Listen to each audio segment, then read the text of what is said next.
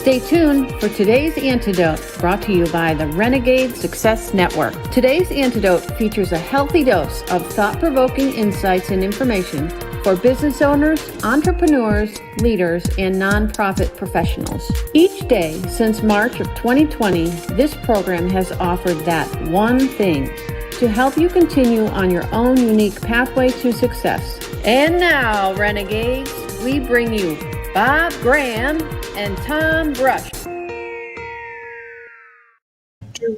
Happy Thursday to you, Tom. Happy Thursday to you as well, Bob. How are you today? I'm distracted because outside of where I am, here, I'm going to turn this, see if I can do this. Can you see the beautiful tree there? Uh-oh. Now what did you do? Now I did it. You play with it, you go crazy. You fix it. I'll welcome everyone. Well, that's Okay. Bob Graham, and I'm Tom Brush, and this is today's Antidote, our daily broadcast on Facebook and other places, where we try to provide you with that one thing to help you continue to move forward today, or maybe you'll use it tomorrow, or maybe you'll use it sometime later on when you most need it, but it'll be there in the recesses of your knowledge, experience, and perspective. And as we go through this, we'll share some information about our topic, and we hope that you will provide comments as well, because that will only enhance and influence the show. Additionally, if you have one thing that's a little bit different than what we come up with, please share it in the comments, because we know that it might help someone else, because what's real for you might not be the same thing as what's real for us. And so we welcome your comments and feedback. So our topic this week has been being right. Speaking of that, and today we're focused on, what's the need? Why do people feel the need to be right? What's kind of the value in it, or the purpose of being right? And I think that it's a weird in some ways, because, you sort of would think, of course I want to be right. So let's explore that a little bit. What are your thoughts as we start this out, Bob? I like being right because we're going to go there. I said I wouldn't, we will. Yeah, here we go. What the heck? In for a dime, in for a dollar. Being right means that I understand the world around me. And in a world with a great deal of uncertainty, if I don't feel right, that means whether I'm wrong or confused or unaware or unclear or uninformed or incapable of dealing with the things around me. Okay. And do you actually believe that you can be right? I think until about a couple months ago, I did. And okay. I think I still have flashes of it now where it's like, no, this is right. I know this is right. And what does that mean to you? Like, how does that make you then feel? Is that a momentary thing? I got it. Now I'm good to go. I think of it more when I'm dealing with other people. We have a situation. So should I go to my office today because it snowed? There are a couple inches on the ground of snow. Should I go to my office today or not?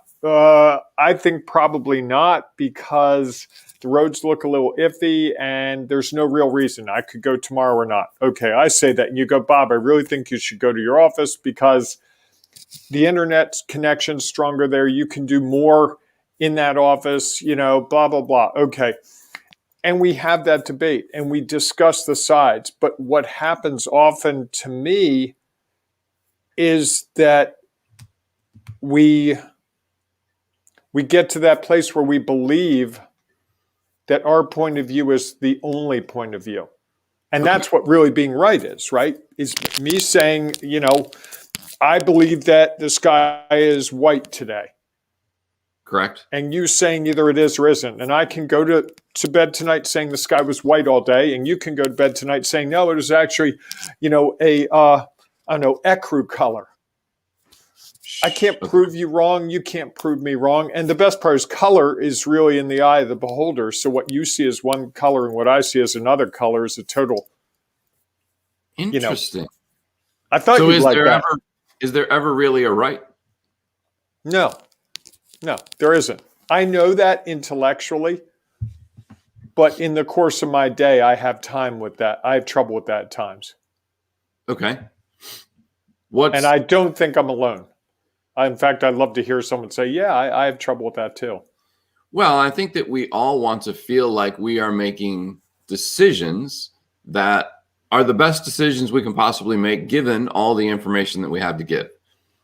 And I think that's the way we could look at it is differently. Some people would say that's being right. The question I would ask is, could you always gather more information? Are there other perspectives to gain? Is there other knowledge? Is there maybe an experience that somebody else has had that they could share with you that could help you figure out another way to do it? And if that's the case, how many more do you have to do before you will say, okay, I have all the information I need? Yeah, I don't know the answer. Often less than probably is reasonable. Well, I think that depends. I think if you want to go find more, you can always go find more information, right? You can go ask 15 more people. And often you can find information to support your point of view. Of course. I'm going to deflect for a minute, Tom, and give a comment from Tim. The only value in being right is that you have something to compare yourself to others. If you allow yourself to be better every day, you don't have to compare yourself with anyone else. I like that. Yeah, well, because isn't that what right is a judgment? Absolutely. Yep.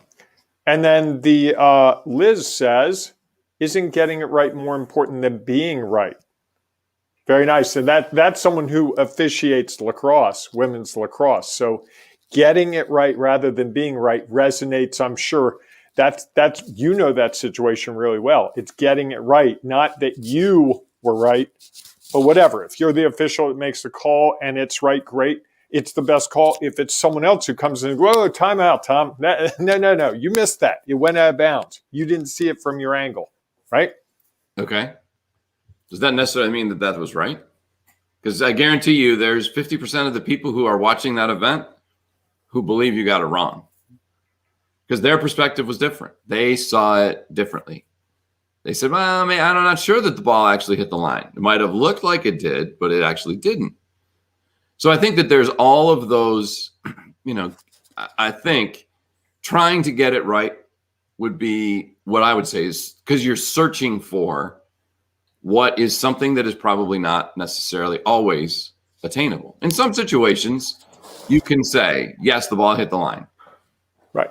In other situations, which are a little less clear, was that a foul? Well, in my perspective, it was. Probably the person who fouled might not think that, or the severity of it. And it's just like anything else. Like we put something out in our business, put up a website, and immediately sometimes we ask for feedback. Do we really want feedback? Is there feedback that is right? Or is it just someone's perspective that they look at it and say, what do you think? And then you have to decide, well, do they really want feedback? Should I give it? How honest should I be? Is that just what's real for me? It's kind of like putting out the cover of a book. You did it. I saw it coming. Yes, but go ahead. Do explain, Tom. Well, I know that you've been struggling with this. And I think that there's, to me, this sort of gets to the crux of a lot of it is what is right? And at some point, will we ever really be right? Probably not. Because there are things I did, like I went back a couple weeks ago and looked at the book I wrote a couple years ago, and there was a section in there that I cringed at. I just didn't feel it was reflective of my point of view today.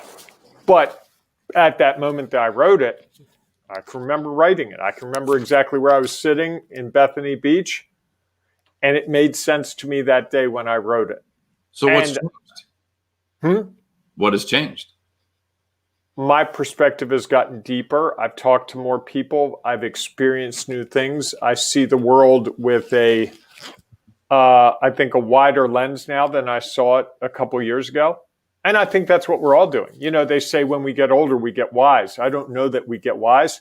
I think we just have a lot of experience. And I see myself being more open to discovering why people think what they do. And that helps make me more informed about what I might do.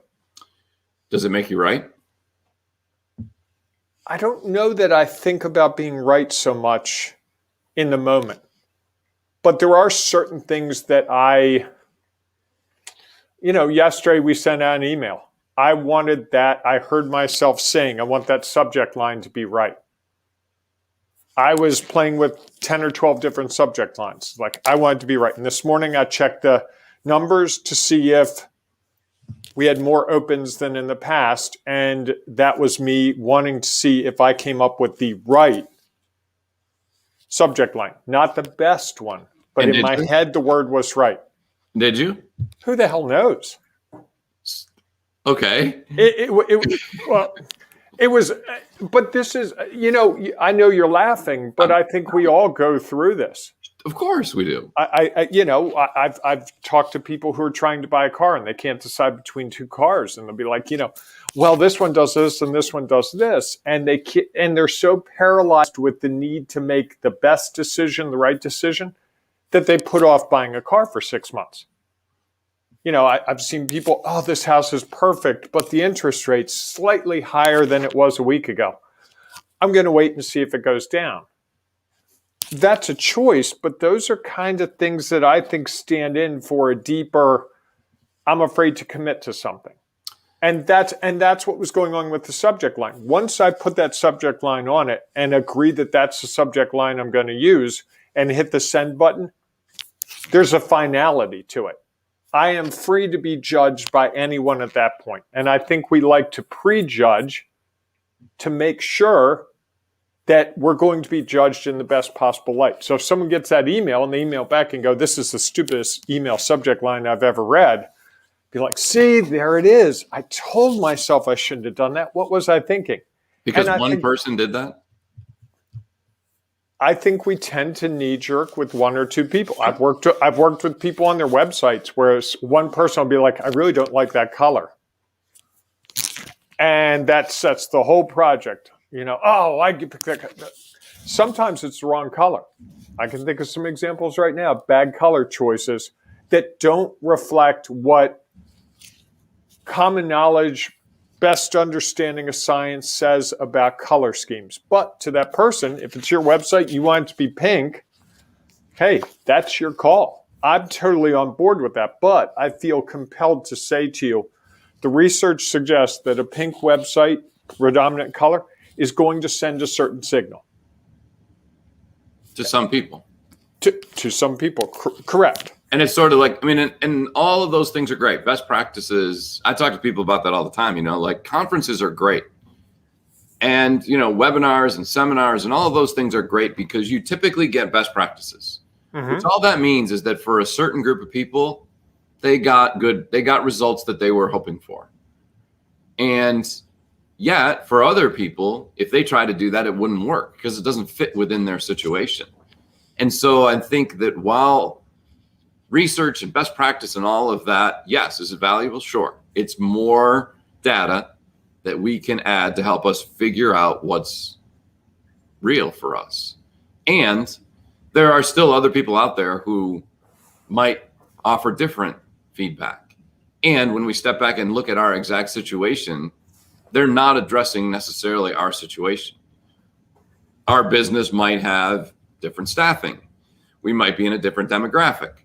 We might not have the resources to be able to incorporate this widget that everybody says is the greatest thing ever and is going to change how you manage your business. Okay, great. I don't have the resources to do that. Now what do I do? And so while all of that information is helpful, at some point we have to go back to what is real for us, for our organization, for where we're at this moment. You wrote that book, and that what you said in the book back then was this is what was real for you. Now, as you've had, and I'm sure the day it was printed and sent out, there were probably things you could have gone back and said, you know what? But in the time from when I wrote it until the time now, I have a different thought because I got some different information. And Yeah, so I'm doing it now with another book. I may have changed yesterday. I knew you'd like that. well, and there's nothing that's okay. Right. As long as you believe that you are not doing that just to not put it out. Right. And I think that's the marker, and that's what I see often happens. We find the reason, well, it's not perfect yet, or it's not right, or I just don't feel like it's ready yet. I think that's what we tend to do because we don't want to put ourselves out on the edge of the ledge and say, I'm going to jump. And over the course of the day, we make a million decisions. We jump off the cliff all day, every day. Sure. But it's funny to me that some of the things that we jump off the cliff with are really easy to do, and some of them are really hard to do. It's really easy to go look at my Facebook feed for 20 minutes when I have something to get done for a client. But it's really hard for me to send that last version of it to the client and say, hey, here it is, sometimes. Well, because of course you want to put your best effort forward. And at some point, could you continue to ask others for more feedback? Forever. And are you going to get even that much clearer? That's the interesting thing. At what point do you get so much feedback that now you've got information on both sides and there is no all the middle time. ground, right?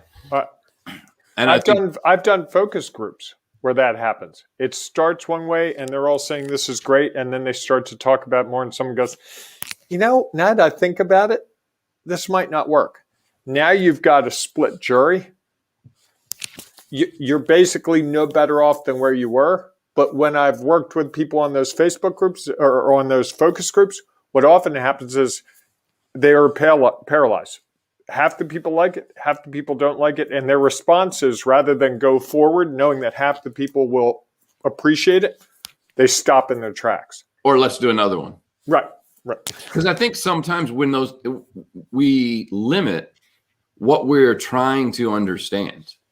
I think you go into a focus group like that and you're looking for what is the right decision. Mm-hmm. Right? Based on this is a sampling of who might take advantage of this option, and what do they think is right. So that's a singular, we talked about this last week. That's a singular result. And if that's all you're looking for, you may or may not get to and it may or may not be the correct result as you put it out to a broader audience. If you were looking for what are the words they use? What's the, if the result you were looking for is different, you may walk out of there and be like, you know what, we're not necessarily going to get the right answer. What we are going to get is language that they use that helps them think about it. And what's the questions that they started asking that was like, we as a group hadn't thought of that because our knowledge, experience, and perspective was different. And how do we take all the bits of information, not just the overall outcome of, did they like our product or not? There's a Super Bowl ad that I'm sure has the most conversation about it. There was a guy, the CEO of a company, sitting in a wheat field singing some song. He was the CEO? Yes. I didn't know that. About no more cows. Oatly. Oat milk. And when I first watched it, I'm like, what focus group was sitting around that said, this is a really good idea? Of course, you're talking about it 5 days later. Correct. Which is a win for them because, we're now talking about to potentially 7 billion people. And people went on and be well, like, 6.5 today because it's Thursday, but 7 billion most days. Right. And Oatly, feel free to send us a sponsorship. Drop us a check. It was $5.5 million for a half minute ad. Tom and I will be perfectly comfortable with a mere $50,000 for our plug. Correct. Well, and I was sitting there thinking, who spent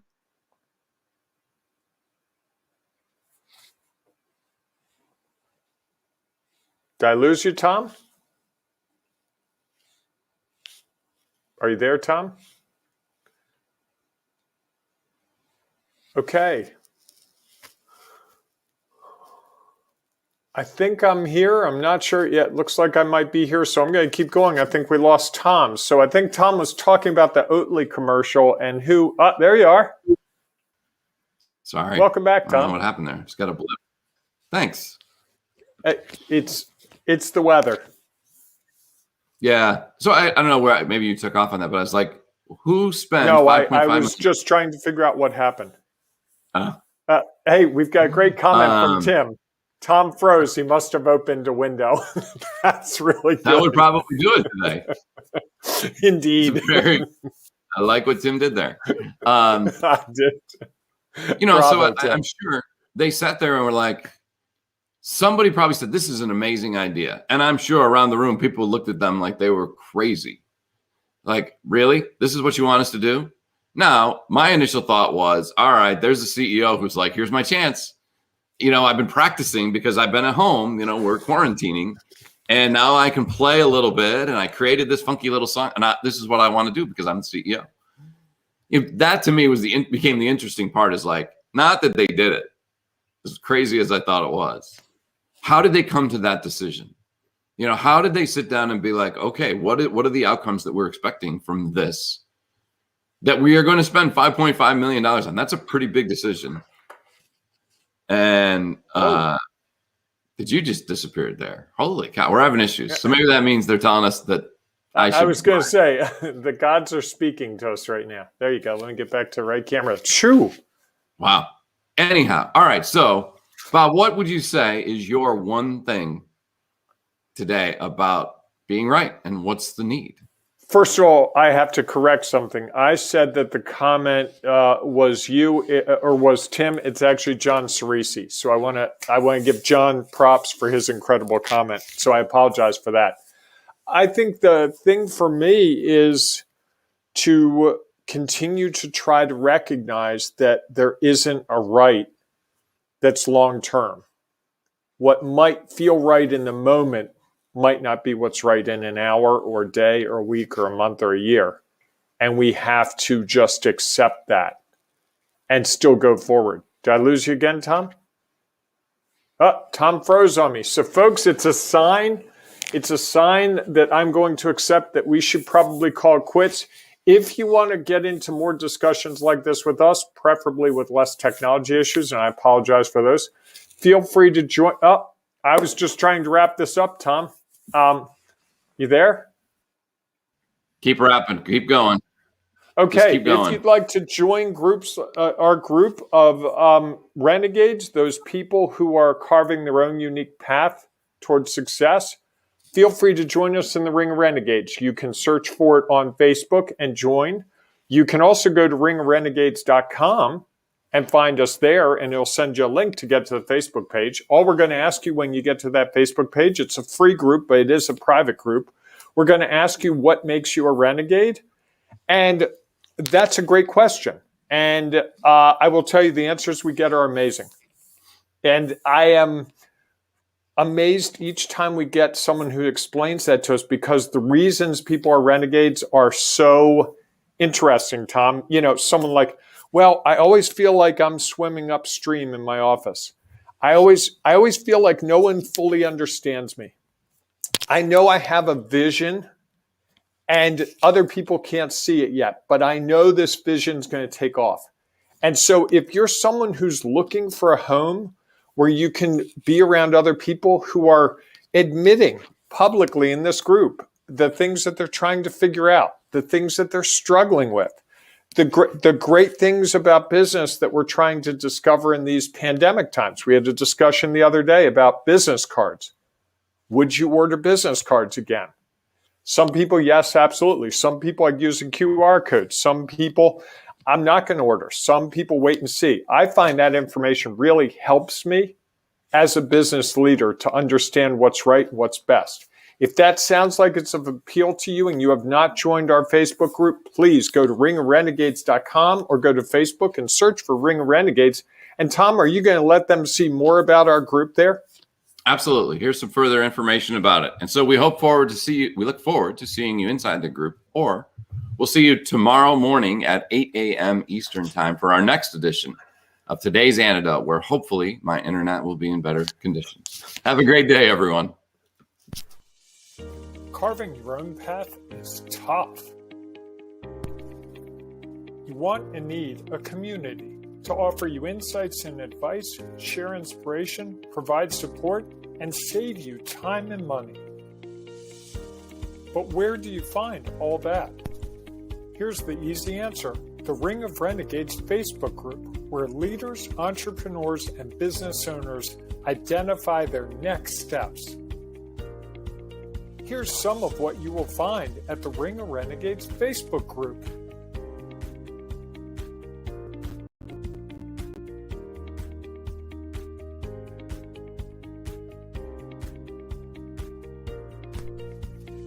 Just go to ringofrenegades.com and join today. Find and accomplish those next